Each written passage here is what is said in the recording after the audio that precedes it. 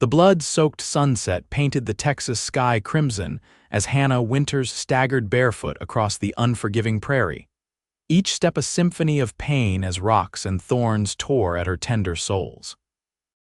Freedom beckoned just beyond the horizon, but her legs betrayed her, buckling beneath her slender frame as exhaustion claimed its due. The sound of approaching hoofbeats thundered behind her, growing louder with each labored breath she drew, until the imposing silhouette of a rider cast its long shadow across her path.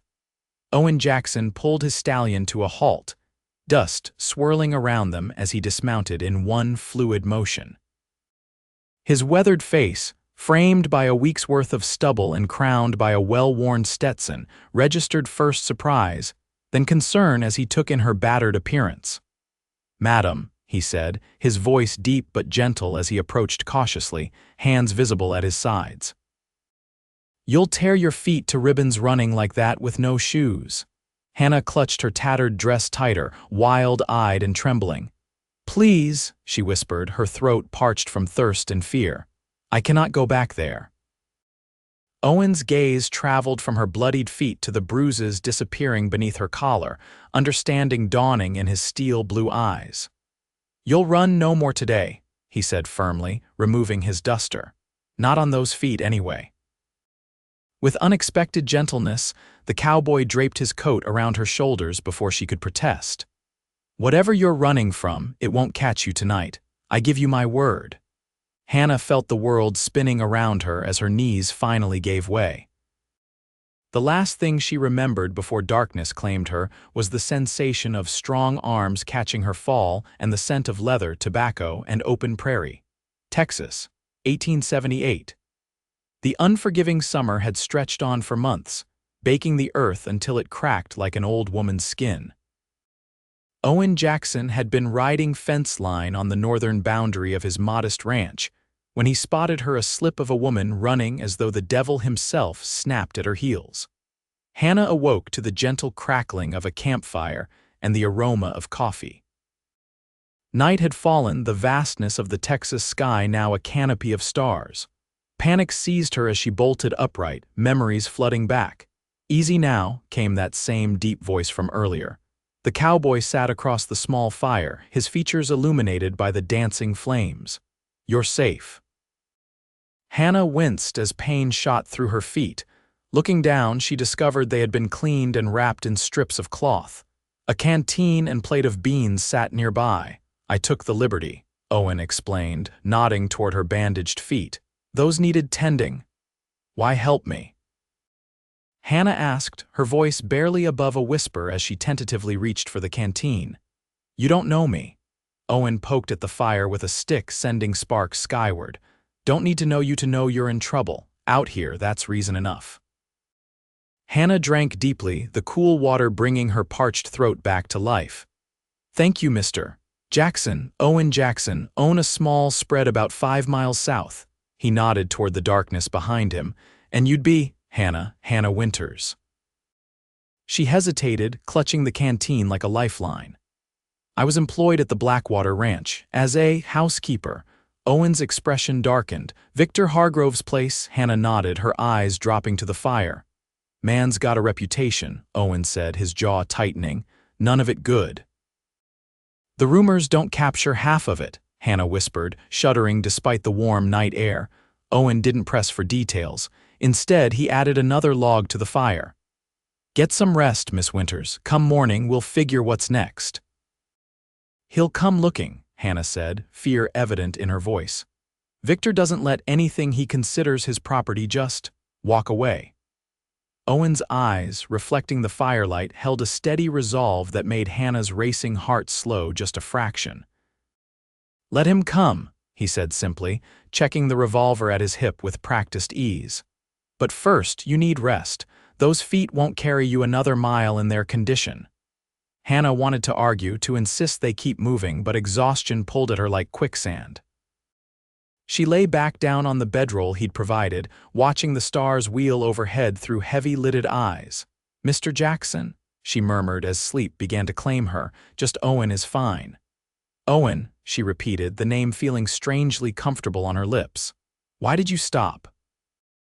When you saw me running, the cowboy was quiet so long that Hannah thought he might not answer.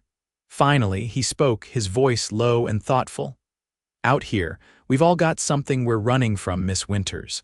Difference is having someone to stop you before you run yourself into the ground.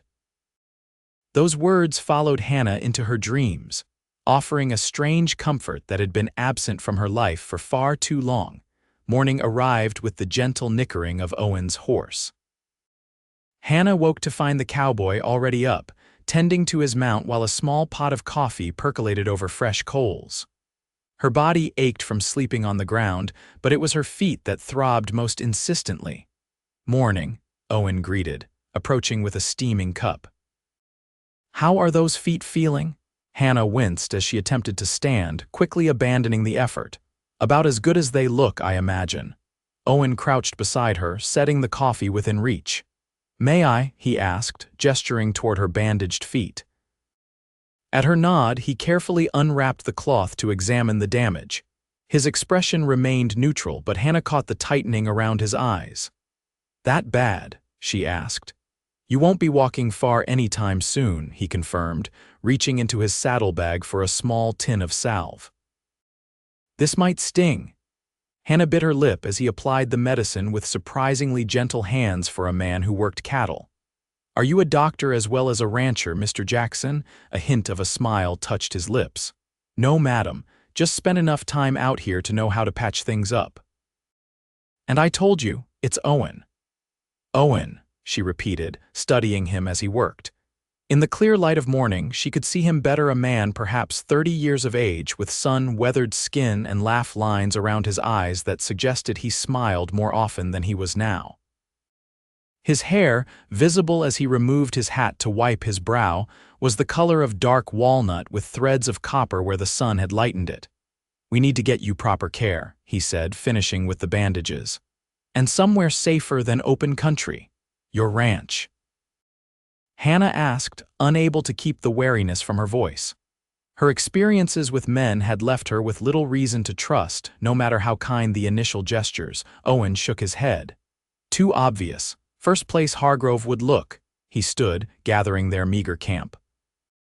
"There's a town about 15 miles west, Redemption Springs, small enough to be overlooked, big enough to have a doctor." "I have no money," Hannah admitted, "and these clothes." She glanced down at her torn dress, now stiff with dirt and dried blood. Owen tied his bedroll to his saddle, his movements efficient. "We'll manage." Hannah felt a twinge of irritation through her gratitude. "I won't be a charity case, Mr. Jack Owen. I can work. I'm good with numbers, cooking, sewing, never doubted it," he interrupted, turning to face her. "But first, we need to get you healed and hidden. Then we'll talk about what comes next." The way he said, "We" didn't escape her notice, as though her problems had somehow become shared between them, a burden divided. It was a foreign concept after so many months of bearing her troubles alone. "Can you ride?" he asked, already moving toward his horse. Hannah nodded, though in truth, she'd only ridden a handful of times in her life. The thought of being on horseback with her damaged feet was daunting, but far preferable to staying put. Owen must have read the uncertainty in her face. "You'll ride in front," he explained. "I'll keep you steady." Before she could protest, he'd lifted her as though she weighed no more than a child, setting her gently on his horse before mounting behind her.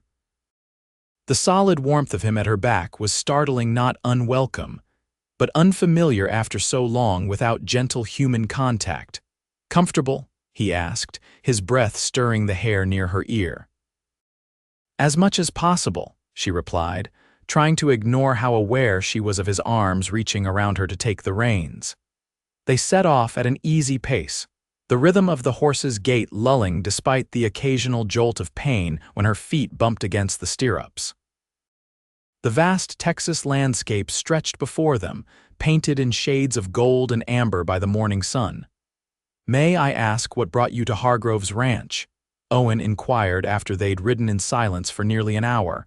Hannah stiffened momentarily before exhaling slowly. "Necessity," she answered. "My father died 2 years ago, influenza.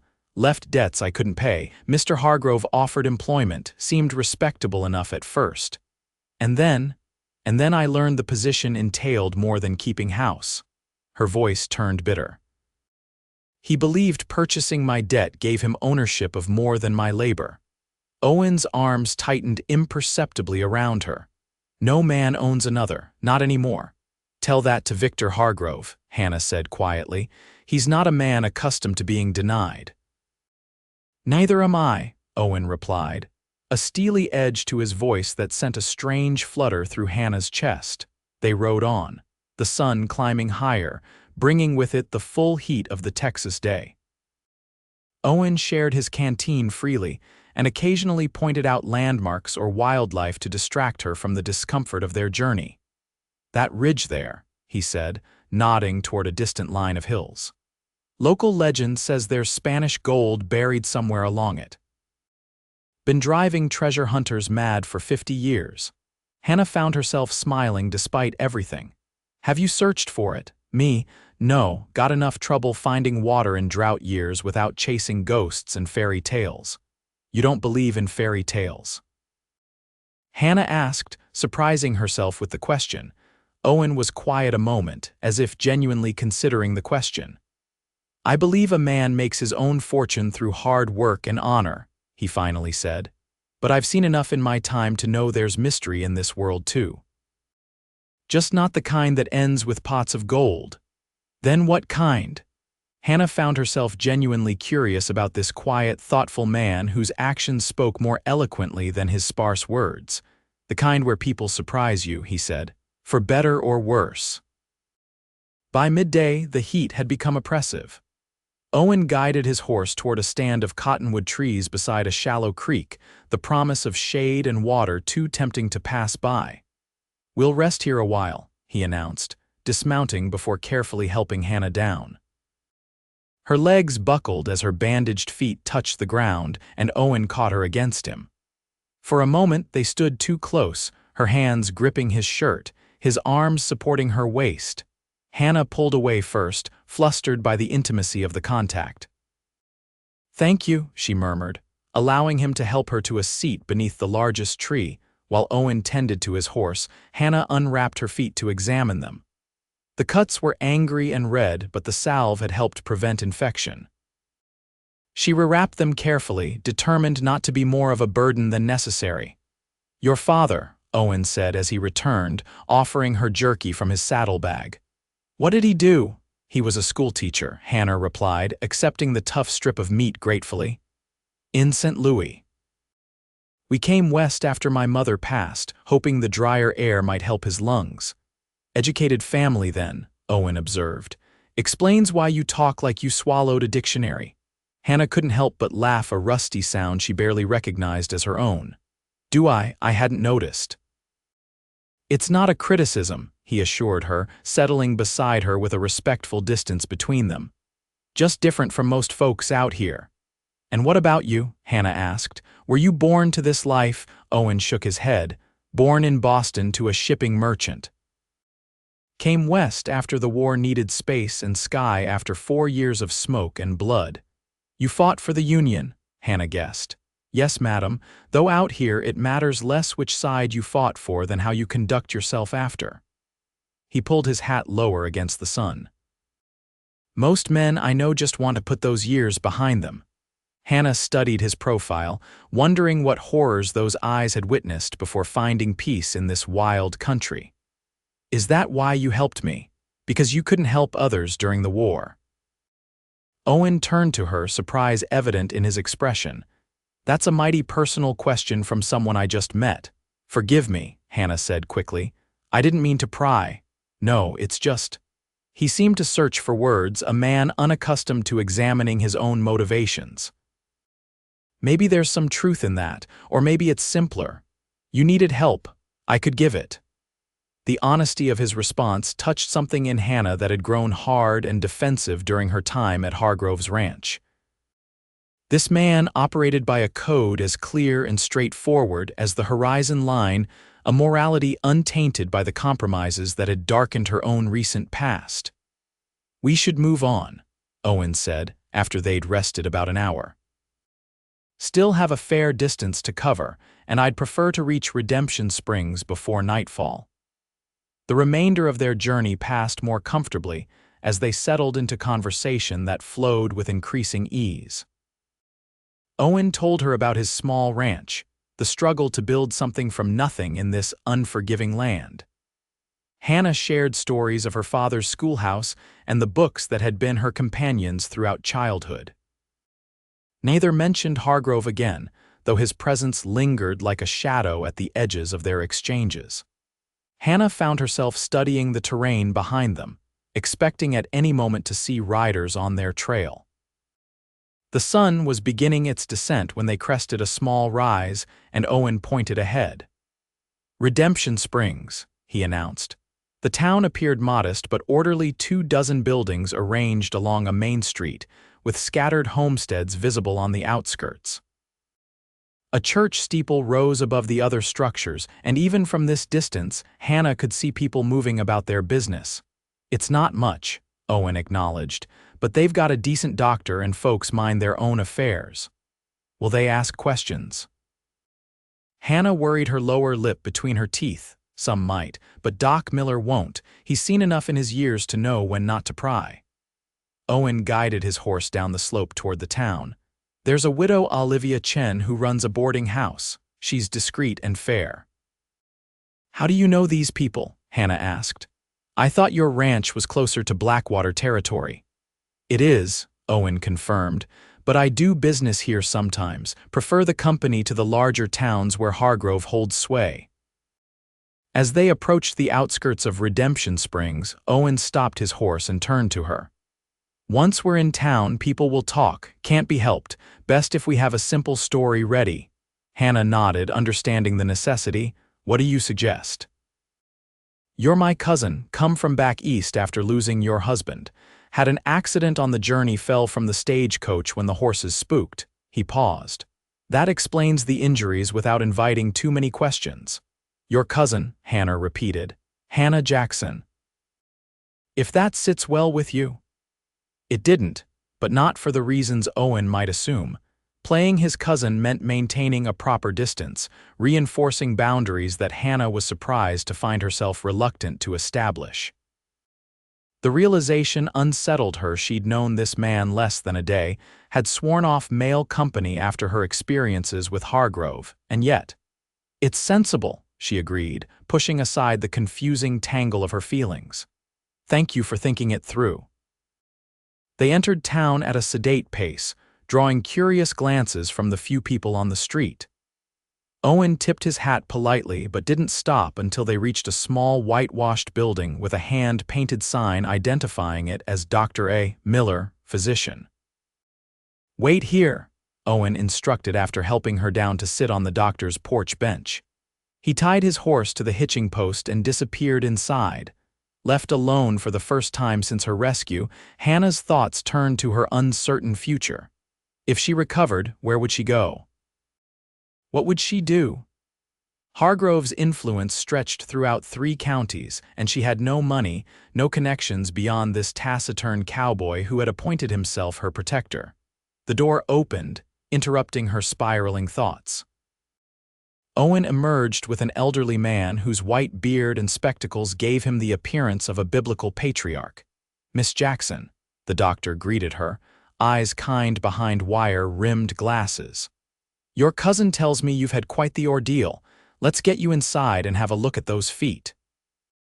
With Owen's assistance, Hannah made her way into the doctor's office, where she was settled onto an examination table. The room smelled of carbolic acid and herbs, meticulously clean compared to most frontier establishments. "I'll see to arrangements at the boarding house," Owen said, already moving toward the door. "Dr. Miller will take good care of you. You're leaving?" Hannah couldn't keep the panic from her voice. Owen paused, his expression softening. "Just for a short while. I'll be back before the doctor's finished with you." After he'd gone, Dr. Miller set about examining her feet with professional detachment. "These are not stagecoach injuries," he observed quietly as he cleaned the wounds. Hannah tensed. "I don't know what you mean." The doctor looked at her over his spectacles. "My dear, I've treated injuries from every conceivable accident and altercation in my 40 years of practice. These feet have walked barefoot over rough ground for miles." He applied ointment with gentle hands.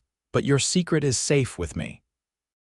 I merely mention it because proper treatment requires accurate understanding." Hannah's eyes filled with tears of relief and gratitude. "Thank you. Your cousin seems a good man," Dr. Miller commented as he began wrapping clean bandages around her feet.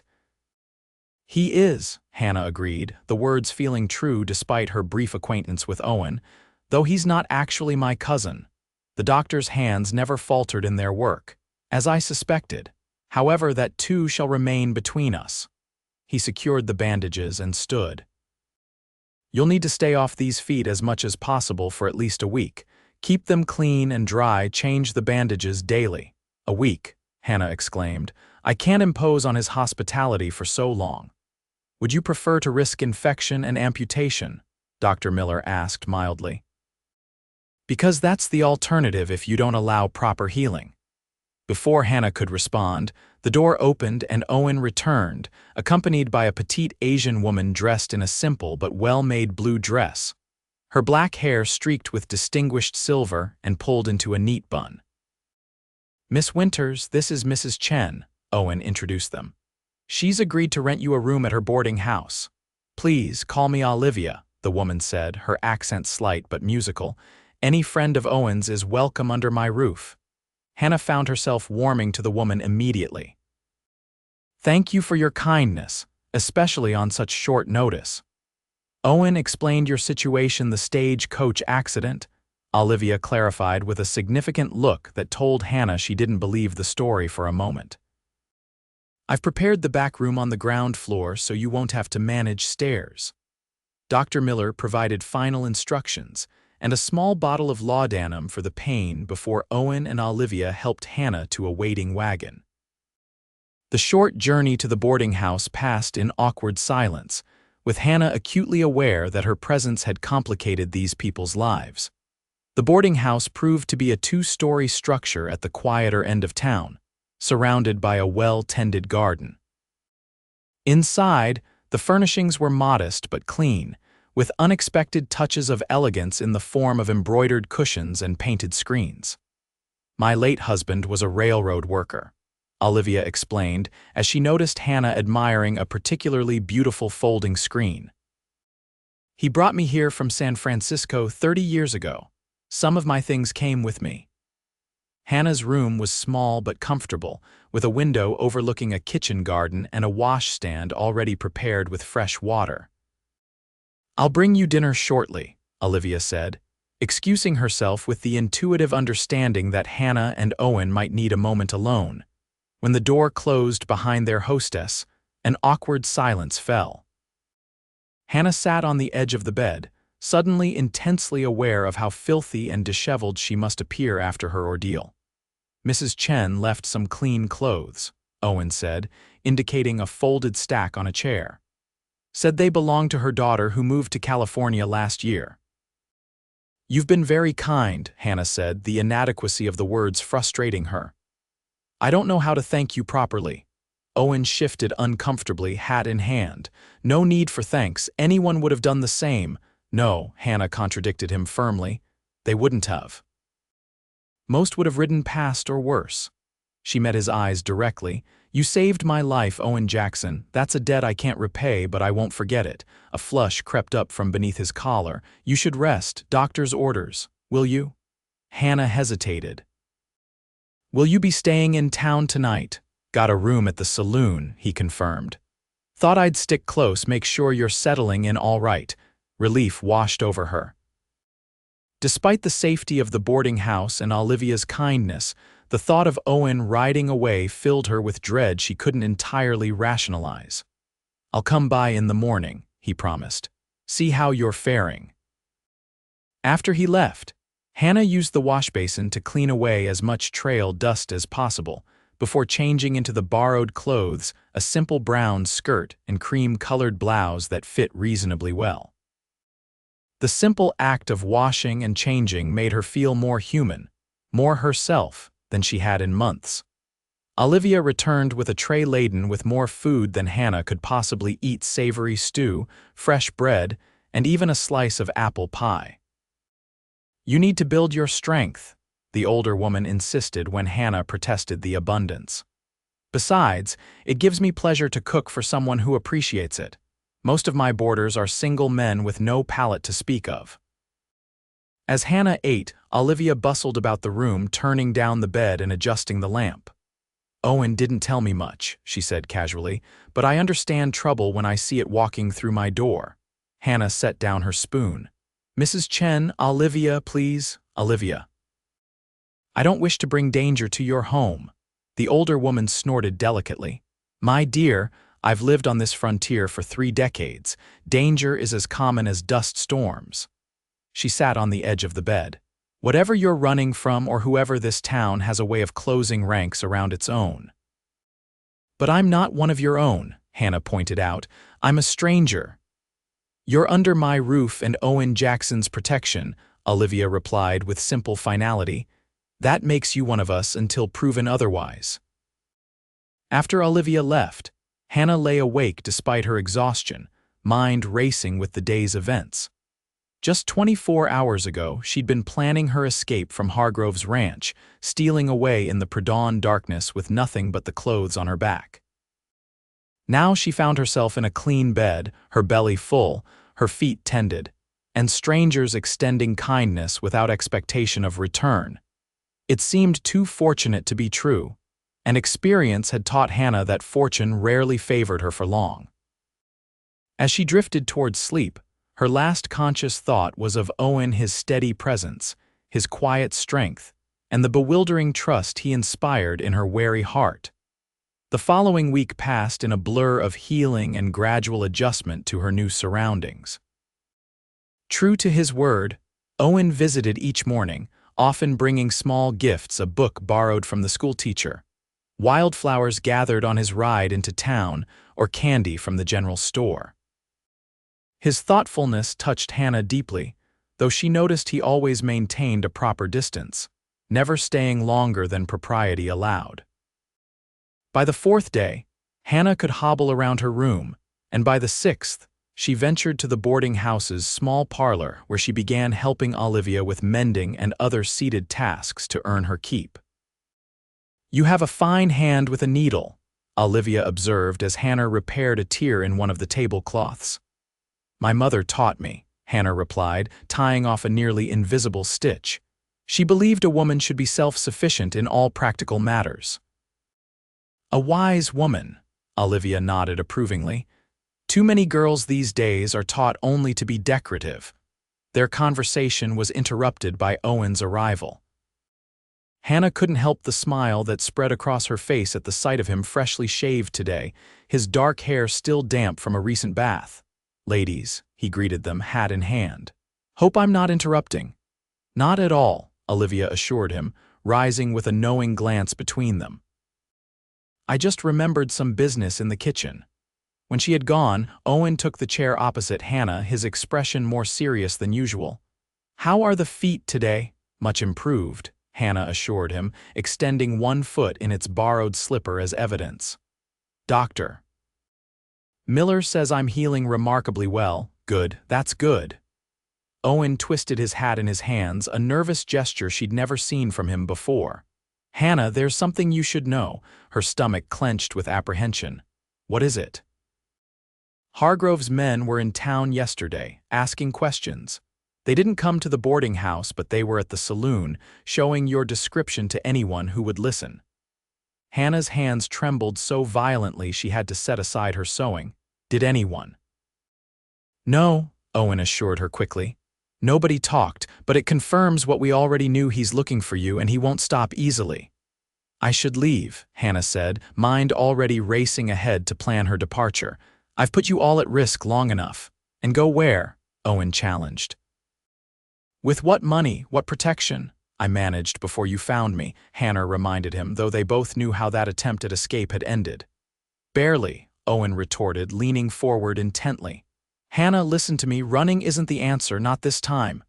"Then what is?" Owen hesitated. I've been thinking about that. You need somewhere safe, somewhere Hargrove wouldn't think to look for you. Does such a place exist within 100 miles? Hannah asked bitterly. My ranch, Owen said simply. Hannah stared at him. Your ranch. But you said yourself that would be the first place he'd look. That was when we were on the run with no plan, Owen explained. But now, with some preparation, it might be the safest option. It's isolated, defensible, and I know every approach. More importantly, it's mine, my land, my rules. You're suggesting I come live at your ranch, Hannah clarified, uncertain she understood his proposal. Alone with you, a flush crept up Owen's neck. Not exactly. Mrs. Chen would come too, as chaperone and housekeeper. I've already discussed it with her. You've discussed my future without consulting me, Hannah asked, an edge entering her voice. Owen had the grace to look abashed. I didn't mean to presume, it's just an option to consider. Hannah rose painfully to her feet, needing to move despite her injuries. And what would my position be in this arrangement? Your ward. Your servant, my wife, Owen said quietly. The words hung in the air between them, stunning Hannah into silence. She sank back into her chair, staring at him in disbelief. I know it's sudden, Owen continued, words coming faster now. And I'm not suggesting. That is, it would be a marriage in name only for your protection.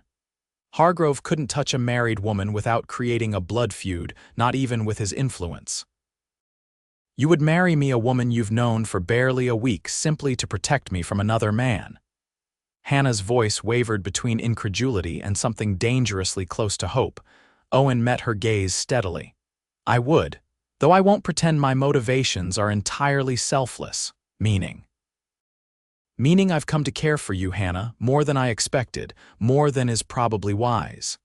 He ran a hand through his hair in frustration. I'm not good with words, never have been, but I know what I feel and I know what's right. Hannah's thoughts whirled in confusion. Owen, I don't know what to say. You don't have to answer now, he assured her quickly. Think about it, talk to Olivia, but don't dismiss the idea out of hand.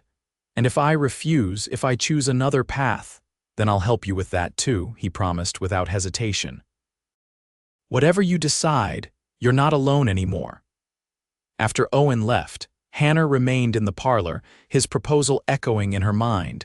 Marriage had never featured in her plans after escaping Hargrove.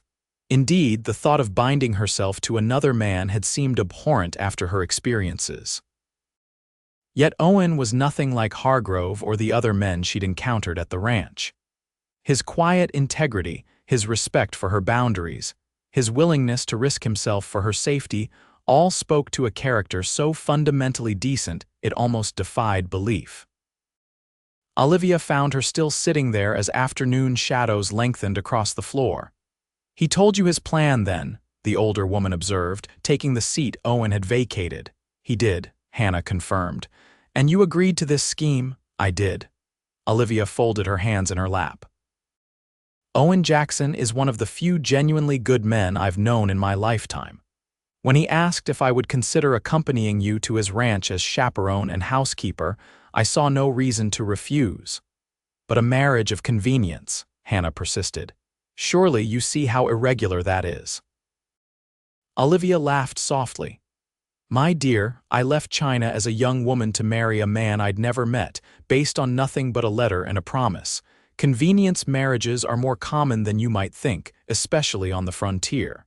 Did you love him your husband? Hannah couldn't help asking. Not at first, Olivia admitted, but love grew between us, nurtured by respect and shared purpose. She reached across to pat Hannah's hand. The heart is a resilient muscle, my dear. It can learn to love where it finds safety and honor. Hannah considered this. And you believe Owen is honorable? With every fiber of my being, Olivia confirmed without hesitation. But the question is not what I believe, but what you feel. Do you trust him, Hannah? The question struck at the core of Hannah's dilemma. Trust had become a luxury she could ill afford during her time at Hargrove's ranch. Yet with Owen, yes, she realized with surprise, I do trust him. I just don't know if that's enough to build a marriage upon. It's more than many have when they begin, Olivia pointed out. The rest can come with time. That evening, Doctor. Miller made his final visit to check Hannah's progress. He pronounced her healing well but recommended another week of limited activity. As he prepared to leave, he paused at the door. "I understand congratulations might be in order," he said with a twinkle in his eye. News traveled fast in small towns. Hannah sighed.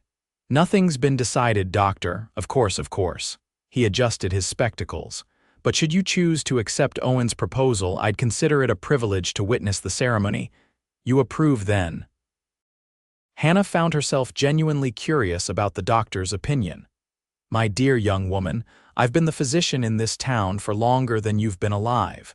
I've seen marriages made for worse reasons than mutual respect and protection." He smiled kindly. "And I've observed how that young man looks at you when he thinks no one notices. There are worse foundations for a life together." After another restless night of contemplation, Hannah asked Olivia to send word to Owen that she wished to speak with him. He arrived within the hour, hat in hand, his expression carefully neutral, though Hannah could sense the tension in his shoulders. "You wanted to see me?" he asked as Olivia discreetly withdrew to give them privacy in the small garden behind the boarding house. Hannah had rehearsed what she wanted to say, but facing him now, the carefully prepared words deserted her. Instead, she asked the question that had troubled her most. "Why, Owen, why would you bind yourself to a woman with nothing to offer? No dowry, no family connections, nothing but trouble following at her heels." Owen considered her question with the seriousness it deserved. "You're wrong about having nothing to offer," he finally said. "You have courage, intelligence, and a strength of spirit that's rare in this world." As for why? He looked away, across the garden to the distant hills. "Maybe I'm tired of riding fence line and talking to cattle. Maybe I've been alone too long. Or maybe I just can't stand the thought of Hargrove or anyone else hurting you again." "And if I agree," Hannah pressed, "what would you expect of me as your wife, your companionship?" Owen answered honestly. "Your help with the ranch, it's a hard life, and having a partner would make it easier. Beyond that," he hesitated, "nothing you're not ready to give freely." Hannah studied him, searching for any hint of deception and finding none. "When I ran from Hargrove, I swore I'd never again allow a man to determine my fate." "I'm not asking to determine your fate," Owen clarified. "I'm offering to stand beside you while you forge your own." The distinction moved her more than any passionate declaration could have. "Yes," Hannah heard herself say, the word escaping before she'd fully formed the thought. "Yes," Owen repeated, as if afraid he'd misheard. "Yes, I'll marry you," Hannah confirmed, a strange calm settling over her as she spoke the words. "On one condition." "Name it." "If, after 6 months, either of us finds the arrangement unsatisfactory, we agree to an amicable separation with no recriminations." Owen nodded slowly. "That seems fair. Any other terms?" "Just one," Hannah said, gathering her courage. "Don't make promises about the future you can't keep. I've had enough of those to last a lifetime." "I can promise only what any honest man can," Owen replied. "To do my best by you every day we're together." "Then we have an agreement, Mr. Jackson." Hannah extended her hand formally, half expecting him to laugh at the gesture. Instead, he took it in his own, his calloused palm warm against her skin. "We do indeed, Miss Winters." 2 days later, in the small whitewashed church at the edge of Redemption Springs, Hannah Winters became Hannah Jackson in a brief ceremony attended by Olivia Chen, Dr. Miller, and a handful of townspeople who had come to regard her with cautious friendliness during her short stay. Hannah wore a borrowed dress of pale blue cotton, her hair arranged by Olivia's skilled hands. Owen had purchased a simple gold band from the general store, an extravagance he insisted upon despite Hannah's protests that it was unnecessary. "A proper wedding needs a proper ring," he'd maintained stubbornly. And now the unfamiliar weight of it on her finger reminded her with every movement that her life had irrevocably changed. The words of the ceremony passed in a blur, though Hannah would always remember the steady certainty in Owen's voice as he spoke his vows, and the unexpected emotion that tightened her own throat as she repeated hers. "You may kiss your bride," the preacher announced at the conclusion. Owen hesitated, his eyes seeking Hannah's permission. When she gave a slight nod, he leaned forward and pressed his lips to hers in a kiss so gentle it was barely more than a whisper of contact. Yet Hannah felt it resonate through her like ripples across still water, a promise of possibilities she had not allowed herself to consider. A small celebration followed at the boarding house, where Olivia had prepared a wedding dinner that showcased her considerable culinary skills. As they ate and accepted well wishes from the townsfolk, Hannah observed Owen moving among them with easy courtesy. He seemed different today, more relaxed, smiling more readily, as though some invisible burden had lightened. "Mrs. Jackson," Dr. Miller greeted her, raising his glass in a small toast. "How strange that must sound to your ears." "Very strange," Hannah admitted. "I'm not sure I believe it myself yet." "Marriage is a journey of constant discovery," the doctor observed. "My late wife and I were married 42 years, and I was still learning new things about her in our final days together." 42 years, Hannah repeated, the time span almost incomprehensible. "Did you ever regret it? Even for a day, regret loving Alina?" The doctor shook his head emphatically. "Never, though there were certainly days I questioned my sanity for thinking I could keep pace with her." His eyes twinkled. "She was a formidable woman, much like yourself." Before Hannah could protest this characterization, Owen appeared at her side. "Everything all right?" he asked, his hand settling lightly at the small of her back. "Just receiving wisdom from those with more experience in matrimony than ourselves," Hannah explained. "A category that includes nearly everyone in this room," Owen acknowledged with a self-deprecating smile. "We'll need all the advice we can get." As the afternoon wore on, Hannah found herself observing Owen with new eyes, not as her rescuer or protector, but as her husband.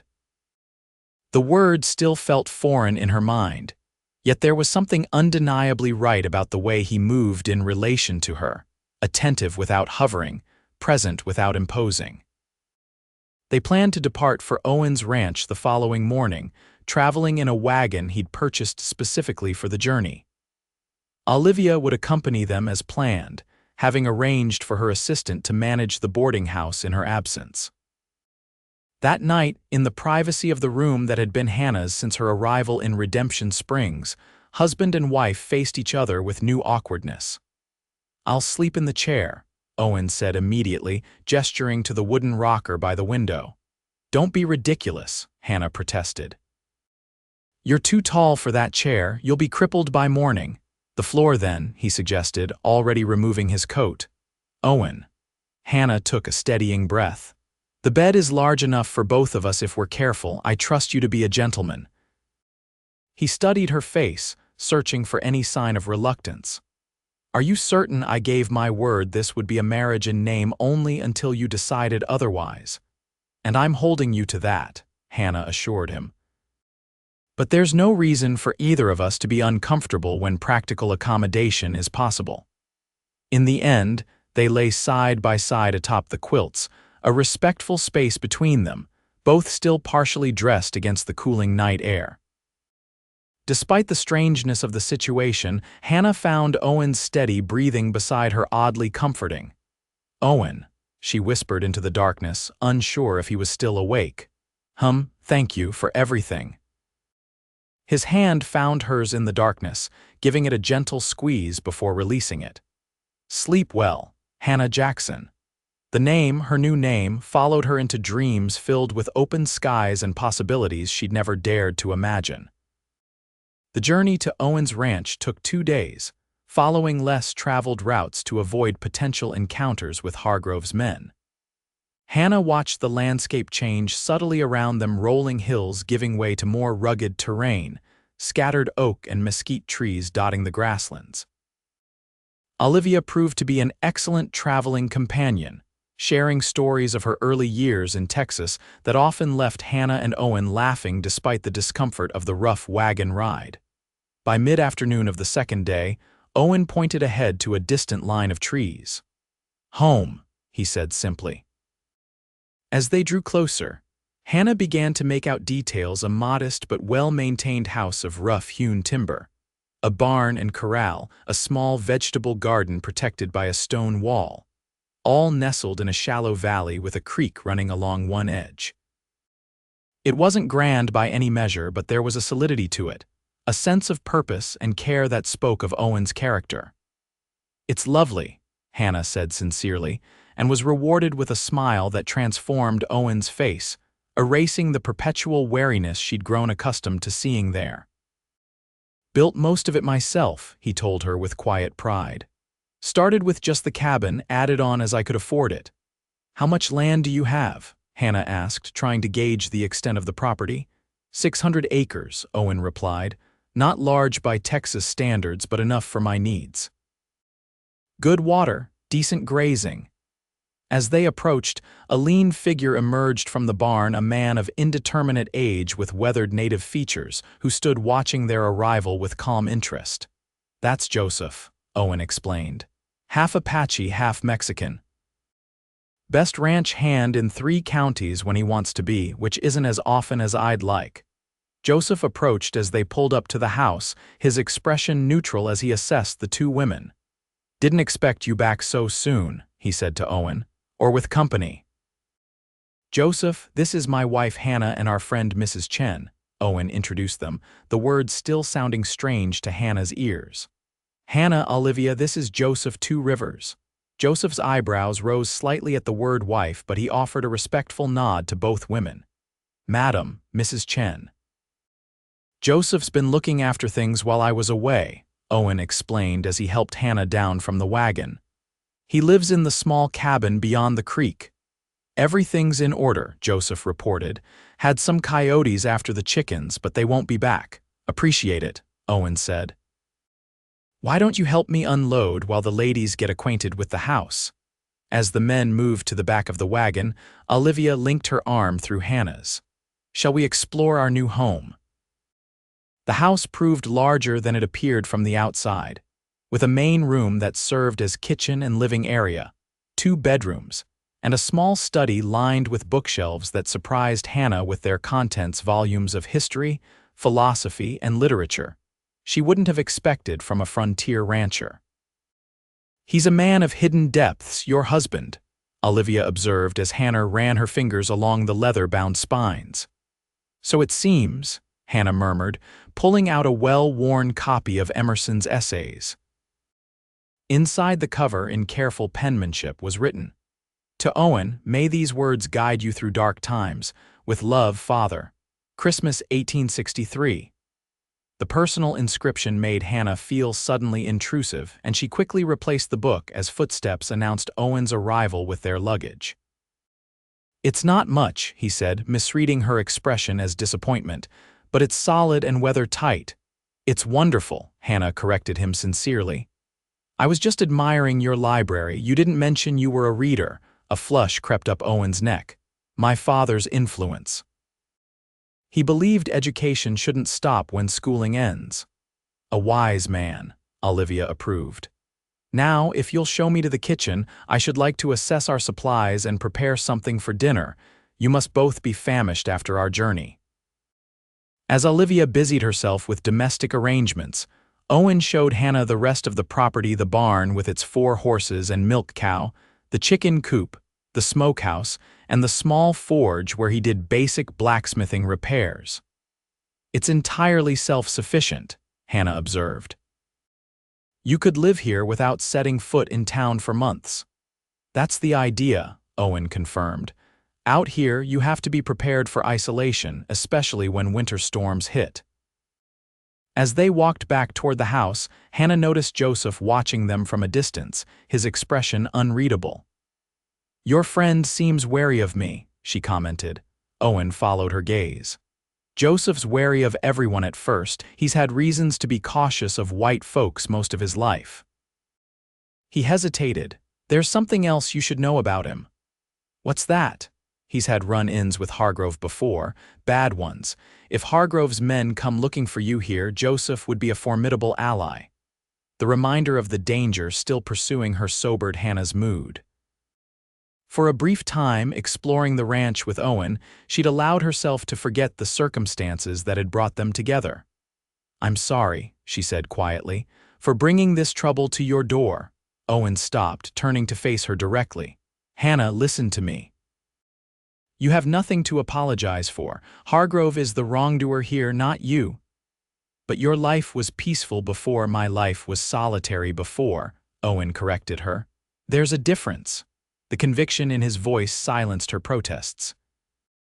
Instead, she found herself studying his face in the golden light of late afternoon, the strong lines of his jaw, the tiny scar at his temple, the crinkles at the corners of his eyes that hinted at a capacity for joy she'd glimpsed only briefly. "Thank you," she said simply, unable to articulate the full measure of her gratitude. Owen's expression softened. "Come on. Let's see what Olivia's conjured up for dinner. Woman works miracles with simple ingredients." That first evening in their new home established patterns that would define the days to follow. Dinner was a pleasant affair around the sturdy oak table, with Olivia's excellent cooking and conversation that flowed more easily than Hannah would have expected. Afterward, Owen excused himself to check the livestock one final time while Hannah helped Olivia clean up. "He's a good man," Olivia observed as they washed dishes together. "But lonely, I think. This place needs a woman's touch and more laughter." Hannah glanced around the functional but Spartan kitchen. "It is rather austere. Men often forget that survival requires more than just food and shelter," Olivia said wisely. "The spirit needs nourishment too." When Owen returned, they sat together in the main room where he surprised Hannah by reading aloud from a collection of Twain's stories, his deep voice bringing the humorous tales to life. It was such a domestic, comfortable scene that Hannah found herself relaxing truly for the first time since her escape from Hargrove's ranch. That night, like their wedding night, they shared a bed with careful distance between them. Unlike at the boarding house, however, this was to be their permanent arrangement, and Hannah found herself acutely aware of Owen's presence beside her, the sound of his breathing, the warmth radiating from his body, the faint scent of soap and leather that seemed to cling to him. "Is this strange for you?" she whispered into the darkness. "Having someone else in your home after so long alone?" Owen was quiet for a moment. "Strange," he finally agreed, "but not unwelcome.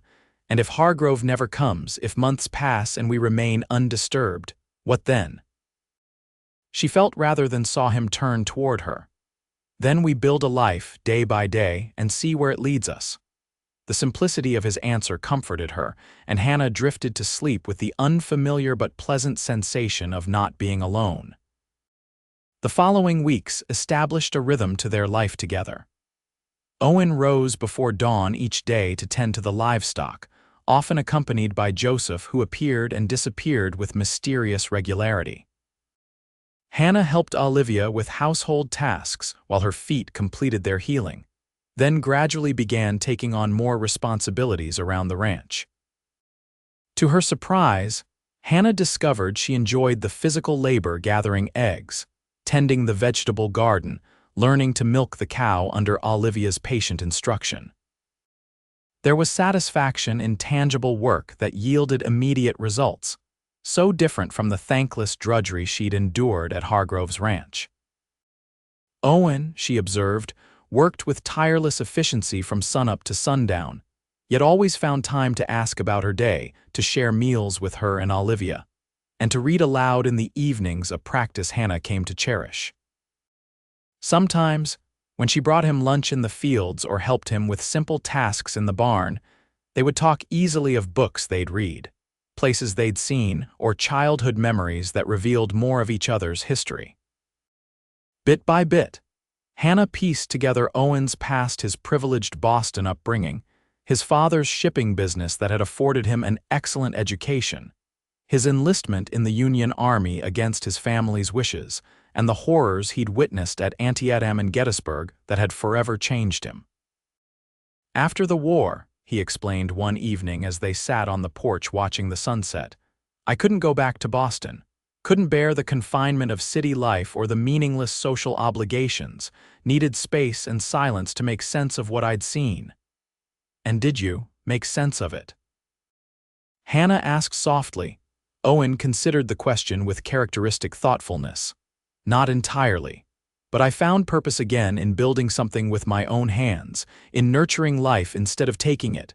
In turn, Hannah shared more of her own story, her childhood in St. Louis, her father's dedication to education despite his poor health, and eventually the desperate circumstances that had led her to accept employment at Hargrove's ranch. He seemed respectable at first, she recalled bitterly. Offering fair wages, a private room, decent hours. It wasn't until after I'd been there a week that I realized the other female servants were expected to entertain his business associates. Owen's jaw tightened, but he remained silent, allowing her to continue at her own pace. When I refused, he reminded me of my father's debts, which he'd purchased from the bank. Said I could work off the obligation in whatever manner he deemed appropriate. Hannah's hands twisted in her lap. For months, I managed to avoid the worst by making myself indispensable in the kitchen and as household manager. But recently, he became more insistent. So you ran, Owen concluded quietly. Hannah nodded. With nothing but the clothes on my back, I'd hidden away a little food but no shoes. Didn't dare try to take a horse, they would have caught me for certain then. You're remarkably brave, Owen said, his admiration evident. Most people would have broken under such circumstances. Not brave, Hannah disagreed, just desperate. Owen's hand covered hers then, a gesture of comfort that had become increasingly frequent between them. Courage often wears the face of desperation. Such conversations deepened the bond between them, transforming their marriage of convenience into a genuine partnership based on growing mutual respect and understanding. Hannah found herself watching Owen when he was unaware of the careful precision of his movements, the rare but transformative smile that appeared more frequently as the days passed, the gentleness with which he handled injured animals or spoke to Olivia when her arthritis troubled her. For his part, Owen seemed to find constant reasons to be near her, bringing wildflowers he'd discovered while checking fence lines, asking her opinion on ranch matters, teaching her to ride the gentle mare he'd selected especially for her use. His consideration never wavered, nor did he ever press for greater intimacy than the occasional touch of hands or the companionable closeness they shared during evening readings. One morning, about 6 weeks after their arrival at the ranch, Hannah rose early and slipped outside, drawn by the beauty of dawn breaking over the eastern hills. She found Owen by the corral, watching as Joseph worked with a young colt. "You're up early," Owen observed as she joined him at the fence. "Everything all right, just wanted to see the sunrise," Hannah explained, then gestured toward Joseph and the colt. "He has a gift with horses, with all animals," Owen agreed, "says they're honest in ways people rarely are." They watched in comfortable silence as Joseph used subtle movements and soft words to guide the colt through basic commands.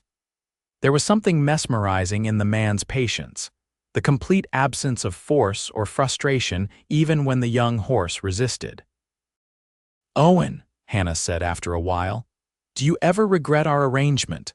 The question had been building in her for days, born of a nagging fear that he might be honoring their agreement out of obligation rather than desire.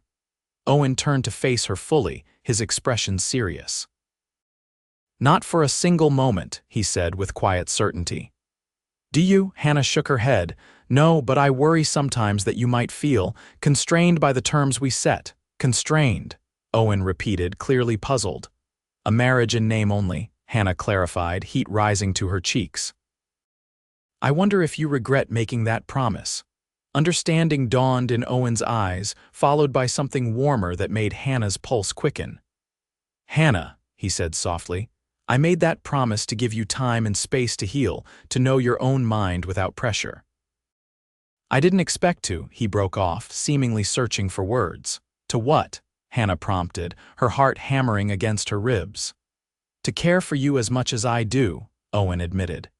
To wake each morning grateful that you're here, to find joy in your presence that I never anticipated." The honesty of his declaration stole Hannah's breath. "I've been thinking," she said carefully, "that perhaps we needn't adhere so strictly to our original agreement." "Meaning?" Owen asked, a note of cautious hope in his voice. "Meaning that I care for you too," Hannah said simply. "More than I thought possible after everything that happened, and I find myself wanting more than just companionship between us." Owen's hand reached up to cup her cheek, his touch infinitely gentle.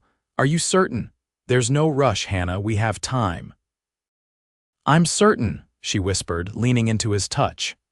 "I trust you, Owen, completely." The kiss that followed was nothing like the brief, chaste contact of their wedding day. This was a meeting of equals, tentative at first, then deepening as Hannah's arms wound around Owen's neck and his hands settled at her waist, drawing her closer. It was healing and awakening all at once, erasing painful memories and creating new, joyful ones in their place. When they finally parted, both slightly breathless, Owen rested his forehead against hers. "I've wanted to do that for weeks," he confessed. Hannah smiled, feeling lighter than she had in years. "What took you so long, Cowboy?" His answering laugh, rich and unreserved, was the most beautiful sound Hannah had ever heard. That evening after dinner, Hannah asked Olivia to take a walk with her in the garden as Owen settled in the study with his account books. "I wanted to thank you," Hannah began as they strolled among the rows of vegetables, "for everything you've done for us, for me these past weeks." "It's been my pleasure," Olivia assured her. "I've enjoyed being useful again, having people to care for." "And we've cherished your presence," Hannah said sincerely. "But I've been thinking, perhaps it's time for you to return to your boarding house. Your assistant has managed well, but I know you must miss your own home." Olivia studied her shrewdly. "This wouldn't have anything to do with the way you and Owen were looking at each other throughout dinner, would it?" Hannah felt her cheeks warm. "Perhaps partly," she admitted. "Things between us have changed, as I expected they would," Olivia said with satisfaction. "Love often begins with respect, then grows when we aren't looking." She patted Hannah's arm. "I'll return to town when Owen next goes for supplies. It's time this house became truly yours, both of you." "You'll visit?" Hannah asked anxiously, "or let us visit you in town?" "Of course," Olivia promised. "But give yourselves time alone first. New marriages need space to put down roots." 2 days later, Owen drove Olivia back to Redemption Springs, returning late in the day with supplies and news from town. No more of Hargrove's men had been seen, though Owen remained vigilant, never fully relaxing his guard when away from the ranch. That night, husband and wife truly shared a bed for the first time, discovering in each other's arms the healing power of genuine affection and desire freely given. For Hannah, it was a revelation that physical love could be tender, reciprocal, even joyous after the violations she had feared at Hargrove's hands. For Owen, it was the culmination of feelings that had grown steadily since that first encounter on the prairie, when he'd found a barefoot woman running for her life. "I love you," he whispered against her hair as they lay entwined in the aftermath. "Have for a while now, I think." Hannah's heart swelled with emotion. "And I love you," she replied, the words coming easily, naturally. "More than I ever thought possible." Summer gave way to autumn, bringing cooler temperatures and changing colors to the landscape around the ranch. Hannah and Owen settled into their life together with increasing contentment, their initial partnership deepening into a love neither had expected to find. They visited Redemption Springs occasionally for supplies and to see Olivia, always watchful for any sign of Hargrove's men, though as months passed without incident, they began to hope the danger might have passed. Joseph remained a steady, quiet presence on the ranch, gradually warming to Hannah as he observed her genuine commitment to her new life and her treatment of Owen. He began teaching her skills he'd learned from his Apache mother, how to identify medicinal plants, track game, and predict weather changes from subtle signs in nature. "You're good for him," Joseph told her one afternoon as they gathered wild herbs along the creek bank. Never seen him smile so much. He's good for me too, Hannah replied simply. Joseph nodded, accepting this. Hargrove won't forget though, he added with characteristic bluntness. Men like him don't let go of grudges. I know, Hannah acknowledged, the familiar fear stirring briefly before she pushed it aside. But I won't live in fear forever. Good, Joseph approved. Fear is a poor companion for a long journey. November brought the first real cold snap, with frost painting the ground silver in the mornings and smoke curling from the chimney of their snug home. Owen spent long hours in the barn, preparing the livestock for winter, while Hannah preserved the last of the garden's bounty and made the house as comfortable as possible for the months ahead. They had just finished dinner one evening, discussing plans to visit Olivia for Thanksgiving, when the sound of approaching horses broke the peaceful quiet. Owen was on his feet instantly, moving to the window with the fluid speed Hannah had come to associate with potential danger. 2 riders, he reported, his voice tight, coming fast. Hannah's blood turned to ice. Hargrove, can't tell yet. Owen reached for his rifle, kept loaded by the door. Get in the bedroom, lock the door. I won't hide while you face them alone, Hannah protested, even as fear clawed at her throat. Before Owen could argue, Joseph materialized on the porch, rifle in hand. Company coming, he announced unnecessarily. Recognized one of them works for Hargrove. Owen's jaw hardened. How'd they find us after all this time? Doesn't matter now, Joseph replied pragmatically. They're here. Hannah forced her trembling legs to carry her to Owen's side. What do we do? Owen's hand found hers, squeezing reassuringly. We stand our ground. This is our home, our land. He glanced at Joseph. 3 against 2 are reasonable odds. I can shoot, Hannah said suddenly. Both men looked at her in surprise. My father taught me, said a woman alone should know how to protect herself. A flash of pride crossed Owen's face. Then we're evenly matched. He handed her his revolver. Stay inside by the window. Joseph and I will meet them in the yard. The riders pulled up about 50 yards from the house, clearly surprised to find Owen and Joseph waiting for them with rifles raised. That's close enough, Owen called out, his voice carrying in the still evening air. The men halted, exchanging glances before the older of the 2 spoke. We're looking for Victor Hargrove's property, a woman named Hannah Winters. Heard she might be in these parts. No one by that name here, Owen replied evenly. Just me, my ranch hand, and my wife Hannah Jackson. The man's eyes narrowed. Funny coincidence, that first name. Common enough, Owen countered. Now state your business or move along. It's getting dark, and we don't welcome uninvited guests after sundown. The second man, younger and with a mean set to his mouth, shifted in his saddle. We know she's here, Jackson. Hargrove wants what belongs to him.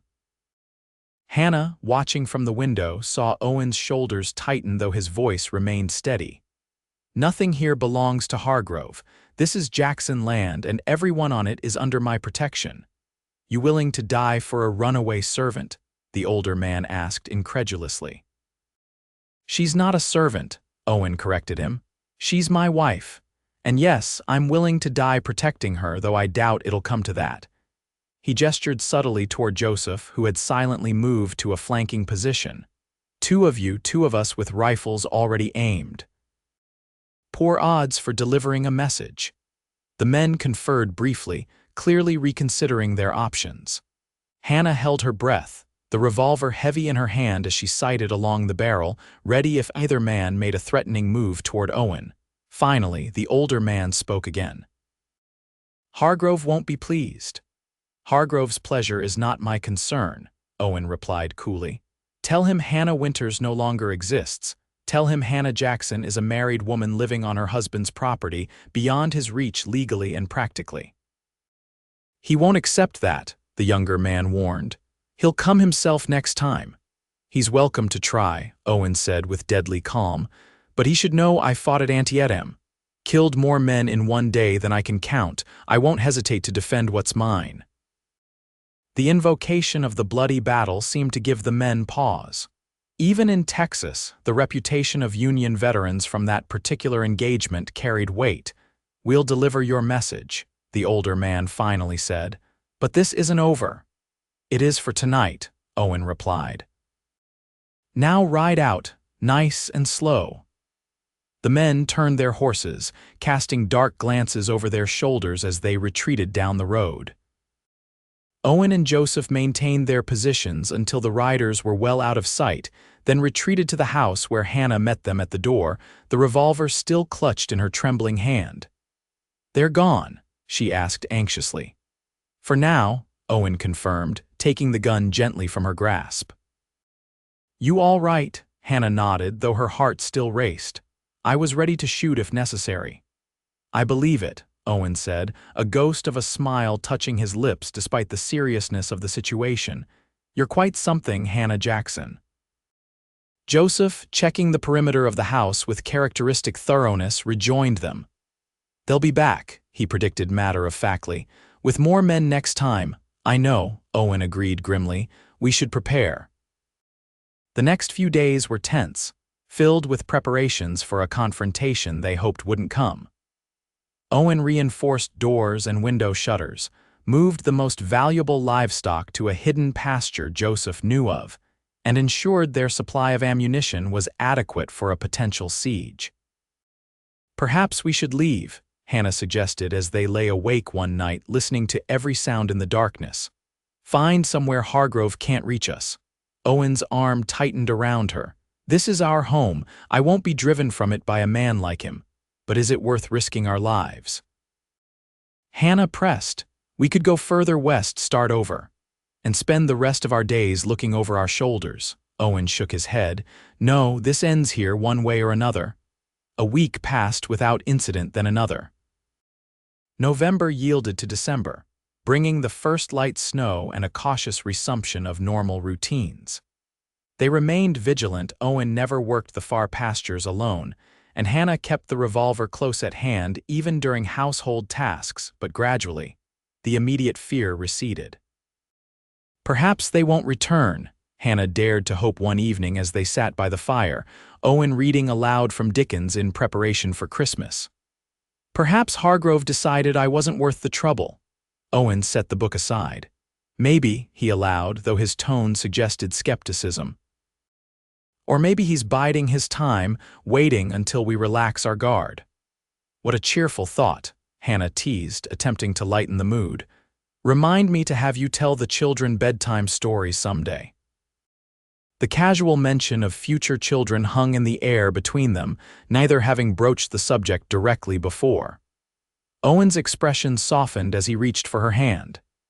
"Is that something you want?" he asked quietly. "Children?" Hannah nodded, suddenly shy despite their months of intimacy. "With you, yes, very much." The smile that spread across Owen's face was answer enough, but he pulled her into his arms anyway, pressing his lips to her hair. "I can't think of anything I'd want more," he murmured. "A family with you." The tender moment was interrupted by an urgent knock at the door. Both tensed immediately, Owen reaching for his rifle as Hannah moved toward the window. "It's Joseph," she reported with relief, recognizing the ranch hand's silhouette in the moonlight. Owen opened the door to admit a snow-dusted Joseph, whose normally impassive face showed rare agitation. "Riders coming," he reported without preamble. "At least 6, maybe more, moving slow, trying to be quiet, but my horse caught their scent." Owen's expression hardened. "Hargrove." Joseph nodded grimly. "Saw him through my spyglass, leading them himself this time." Hannah's hand went to her throat, fear a metallic taste in her mouth. "How long do we have?" "An hour, maybe less," Joseph estimated. "They're coming from the North Ridge, probably hoping to surprise us." Owen was already moving, checking his rifle before strapping on his gun belt. "Joseph, take Hannah to the cave we prepared. Keep her safe." "No," Hannah said firmly, surprising both men. "I won't hide in a cave while you fight my battles." "Hannah," Owen began, but she cut him off. "This is my home too," she insisted. "Our home. I'll defend it beside you." The look Owen gave her contained equal parts exasperation and pride. "There'll be no reasoning with you, will there?" "None whatsoever," Hannah confirmed, already moving to retrieve her own weapon and the extra ammunition they'd prepared. Joseph, watching this exchange, offered the barest hint of a smile. "I'll circle around, get behind them," he decided. "Create confusion when they attack." Owen clasped his friend's arm. "Be careful, these aren't men who'll take prisoners." "Neither am I," Joseph replied simply before disappearing into the night. Left alone, husband and wife prepared for battle with grim efficiency, extinguishing lamps to prevent providing easy targets, positioning furniture for cover, checking and rechecking their weapons. "Stay low and behind something solid," Owen instructed as they took up positions near windows on opposite sides of the main room. "Don't shoot unless you have a clear target." Hannah nodded, fear and determination warring within her. "I love you, Owen Jackson." His eyes, catching the moonlight filtering through the window, held her steadily across the darkened room. "And I love you, Hannah Jackson, more than I have words to express." The waiting was excruciating, each minute stretching into what felt like hours as they strained to hear approaching danger. Finally, the soft nicker of a horse broke the silence, followed by the barely perceptible creak of saddle leather. "They're here," Owen whispered unnecessarily. Hannah peered carefully around the edge of the window, trying to count shadows in the silvery moonlight. She made out 5 figures dismounting at the edge of the yard, with another remaining on horseback slightly behind them. Hargrove, she presumed, letting his hired guns take the risks. The memory of his cold eyes and possessive hands sent a shiver of revulsion through her, but she steeled herself against the fear. This was her home, her life, her choice, and she would fight for it with everything she had. The attack, when it came, was swift and direct, 2 men rushing the front door while others provided covering fire from different angles. Bullets splintered wood and shattered the front window, sending glass shards flying as Hannah ducked behind the solid oak table they'd overturned for protection. Owen returned fire with controlled precision, his expression focused in a way Hannah had never seen before. This was the soldier in him. She realized the man who had survived the bloodiest battle of the Civil War through skill and determination. A shout from outside indicated one of his shots had found its mark. The front door burst open seconds later, a bearded man with a shotgun charging through. Hannah fired without hesitation, her bullet catching him in the shoulder and spinning him into the wall. "Good shot," Owen called approvingly, shifting his position to cover the broken window where another attacker was attempting to enter. The firefight continued for what seemed like eternity, but was likely only minutes. The crack of gunfire, shouts of pain and rage from outside, the acrid smell of gunpowder filling the small house. Then, from the direction of the barn, new gunshots erupted. Joseph, creating the promised diversion by attacking from behind. The confusion this caused among their attackers was immediate and gratifying. Hannah heard Hargrove's voice for the first time, shouting orders that went unheeded as his men scrambled for cover from the unexpected threat. "Now," Owen said, moving toward the door with renewed purpose, "while they're distracted." Hannah followed his lead, staying low as they emerged onto the porch, using the supporting posts as cover while they fired at the retreating figures. In the chaos, she caught sight of Hargrove for the first time, still mounted, his face contorted with fury as his carefully planned attack disintegrated around him. Their eyes met across the yard, recognition flaring in his gaze. Hannah saw his hand move toward his holster and reacted instinctively, firing before he could draw. Her bullet caught him high in the chest, the impact knocking him backward off his horse with a look of almost comical surprise on his face. Silence fell suddenly, broken only by the receding hoofbeats of the surviving attackers fleeing into the night and the soft groans of the wounded left behind. Joseph materialized from the darkness, rifle still at the ready as he surveyed the scene. "3 down," he reported tersely. "Rest ran." Owen moved cautiously toward Hargrove's prone form, keeping his rifle trained on the man until he confirmed what they already suspected. "He's dead," he announced, his voice devoid of emotion. "Clean shot through the heart." Hannah lowered her revolver, a strange numbness spreading through her limbs as the reality of what she'd done settled in. "I killed him," she said flatly. Owen was at her side in an instant, one arm supporting her as reaction set in. "You defended our home," he corrected gently. "No jury in Texas would say different." Joseph, checking the other fallen men, reported that one was dead while two were wounded but would likely survive. "Law will need to be notified," he pointed out pragmatically. "I'll ride for the sheriff at first light," Owen agreed. "For now, let's secure the wounded and make sure no one else is lurking about." The aftermath was a blur of activity binding the wounded men's injuries, securing them in the barn under Joseph's watchful eye, assessing damage to the house, and finally, as dawn broke, Owen preparing to ride to Redemption Springs for the sheriff. "I should come with you," Hannah insisted, still pale but composed after the night's events. "Tell what happened in my own words." Owen studied her with concern. "Are you certain? It's been a long night and you've been through enough." "I'm certain," Hannah said firmly. "This chapter of my life needs to end properly, with the truth spoken plainly for all to hear." The ride to town passed largely in silence, each lost in their own thoughts about the night's events and what might follow.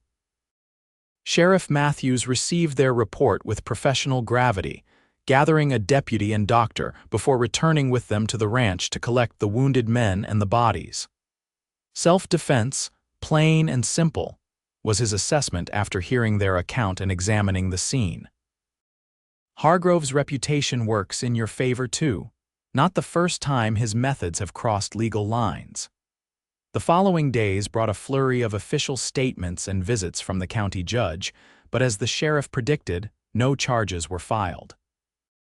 Hargrove's death was ruled justifiable homicide in defense of home and family, a verdict that brought mutterings of approval from most of the community who had long resented the rancher's heavy-handed tactics. "It's over," Owen said quietly one evening a week later as they sat on their porch, watching the sunset paint the winter sky in shades of pink and gold. "Truly over now."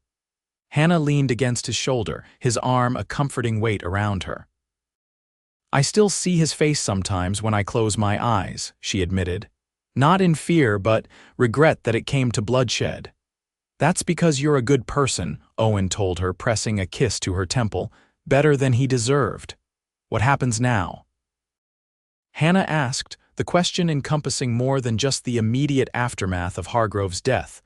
Owen seemed to understand the broader meaning behind her words. "Now," he said thoughtfully, "we live, Hannah.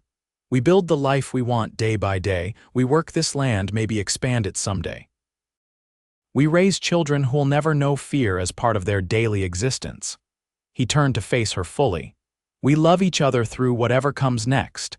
The simplicity and sincerity of his vision brought tears to Hannah's eyes. "That sounds perfect," she whispered. Spring arrived with a riot of wildflowers carpeting the hillsides around the ranch and new life everywhere, calves in the pasture, chicks in the coop, and most precious of all, the child growing beneath Hannah's heart. The news of her pregnancy had been confirmed by Dr. Miller during a visit to town in late February, bringing joy that banished the last shadows of the winter's violence. Owen's reaction to the news had been everything Hannah could have hoped for: stunned disbelief, giving way to the purest happiness she'd ever witnessed on his face, followed by months of protective hovering that she found equal parts endearing and exasperating. "I'm with child, not made of glass," she reminded him one warm May afternoon as he insisted on carrying a basket of laundry she was perfectly capable of managing. "Humor me," Owen replied with an unrepentant grin. "It's my first time at this." "Mine too," Hannah pointed out, laughing. "Yet somehow I'm managing not to treat myself like a delicate flower." Joseph, passing by with armloads of newly cut fence posts, observed their banter with his characteristic dry humor. Good practice for when the little one arrives. Here they require much carrying. Life had settled into new patterns in the months since Hargrove's death. The ranch prospered under their combined efforts, with Hannah introducing efficiencies that increased both productivity and comfort. Olivia visited regularly, already planning elaborate quilts for the expected baby and bringing news from town. Most surprising was the gradual integration of the ranch into the wider community. Neighbors who had kept their distance during Owen's bachelor years now stopped by with increasing frequency, drawn by Hannah's warm hospitality and Owen's more relaxed demeanor. The house that had once been merely functional became a home in the truest sense, filled with conversation, laughter, and plans for the future. On a perfect June evening, as they sat on the porch watching fireflies rise from the grass like earthbound stars, Owen took Hannah's hand and pressed something small and cool into her palm. "What's this?" she asked, opening her fingers to reveal a delicate gold locket. "Open it," Owen encouraged softly. Inside was a tiny portrait of her father, the image clearly copied from a photograph she'd thought lost during her flight from Hargrove's ranch. "How did you?" Hannah breathed, tears blurring her vision. "Olivia knew an artist in San Antonio who specializes in miniatures," Owen explained. "I described him as best I could from your stories, and the artist did the rest." Hannah clutched the precious gift to her heart, overwhelmed by the thoughtfulness behind it. "Our child will know their grandfather's face," she whispered. "Owen, thank you," he smiled, pleased by her reaction. "I have something else for you," he said, reaching into his pocket again. This time he withdrew a folded document which he handed to her with uncharacteristic solemnity. Hannah opened it carefully, squinting in the fading light to make out the legal terminology. "This is the deed to the ranch, half the deed," Owen corrected. "I've had it redrawn to include you as equal owner. This land is yours now, Hannah, as much as it is mine." The significance of the gesture wasn't lost on her. In a time when married women rarely held property in their own names, Owen was offering her not just security, but equality of partnership in the truest sense. "You continue to surprise me, Owen Jackson," Hannah said softly, reaching up to trace the beloved contours of his face with gentle fingers.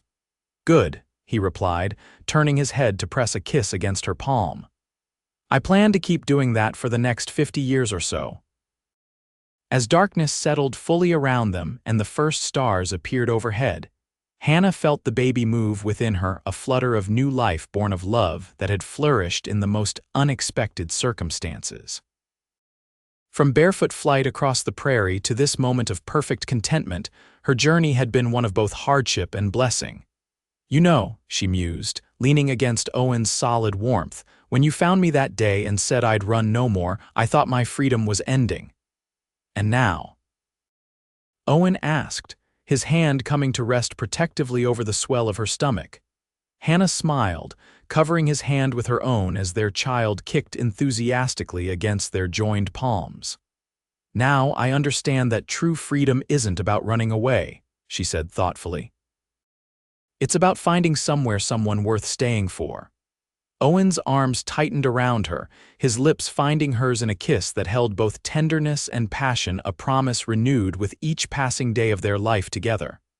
"Welcome home, Hannah Jackson," he whispered against her hair. "Welcome home,"